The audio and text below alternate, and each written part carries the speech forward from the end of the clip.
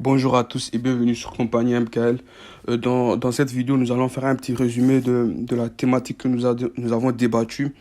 Et notamment, cette thématique, c'est pour ou contre la coupure d'Internet au Niger. Comment ne pas dire que c'est de l'injustice quand on remarque plusieurs personnes au Niger connectées et non l'autre population? J'aimerais attirer votre attention sur une rationalité dans tout cela. La diaspora nigérienne s'est exprimée hier sur notre live et réclamait une information correcte de la part du gouvernement nigérien dans cette situation. Et une prise de conscience, notamment de la jeunesse. Plusieurs personnes se retrouvent privées de nouvelles de leur famille au Niger. D'autres appellent par téléphone et c'est vraiment très cher. Parfois même en appelant, ça ne passe pas. Nous comprenons que la stabilité du pays était en jeu, dû à l'intoxication politique de la part de certaines personnes. Mais les Nigériens ne méritent pas une punition collective du gouvernement. Nous sommes conscients qu'il y a eu de l'intoxication politique. Nous sommes conscients qu'il y a eu des appels à la haine. Mais nous ne sommes pas les acteurs. Les Nigériens, tous, ne sont pas les acteurs de ces appels à la haine. Nous appelons le gouvernement à une clarification dans cette situation. Nous ne sommes pas des politiques.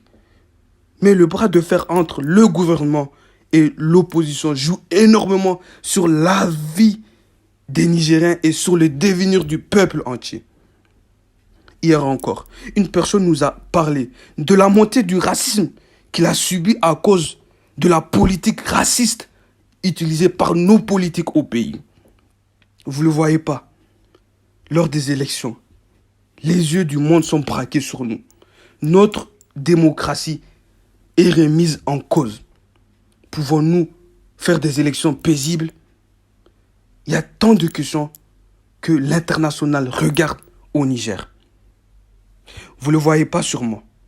Mais chaque chose que vous allez faire et regarder ce jour-là, chaque chose, l'acte de vandalisme que vous allez émettre, ont des conséquences plus tard sur le Niger, sur les Nigériens.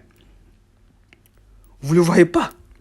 Mais nous subissons toutes les conséquences d'une politique nigérienne ignorante de tout le peuple nigérien. Ignorante de la plupart des Nigériens. À l'étranger, nous subissons des conséquences d'une politique raciste. Notamment, on peut appeler notre pays ne voulant pas d'un arabe président. Non, le Niger a toujours été un et indivisible. Nous sommes un peuple uni. Il y a plusieurs ethnies qui sont là. Et c'est ça qui fait notre force. Le général Kounché se battait pour une union de la République du Niger. Hamani Diori se battait pour une union de la République du Niger. Le patriote Tanja se battait pour une union des Nigériens. Beaucoup de nos politiques se battent aussi pour une union des Nigériens. Mais malheureusement, dans cette élection, il y a eu une montée de l'ethnocentrisme, une montée du régionalisme dans le pays. Qui en subissent les conséquences, c'est les Nigériens. Qui subissent les frais de cette conséquence, c'est les Nigériens. C'est le peuple qui souffre. C'est le peuple qui n'a pas droit à l'Internet. C'est le peuple qui n'arrive pas à faire des recherches sur Internet. C'est le peuple qui pleure l'inefficacité de la politique nigérienne. C'est le peuple nigérien qui se mettra toujours devant pour défendre sa patrie. Chers amis, tout cela pour vous dire, nous sommes un et indivisibles. Nous avons fait le choix d'être une république unitaire. Nous avons fait le choix d'être une république avec les mêmes idéologies, la même constitution pour tous.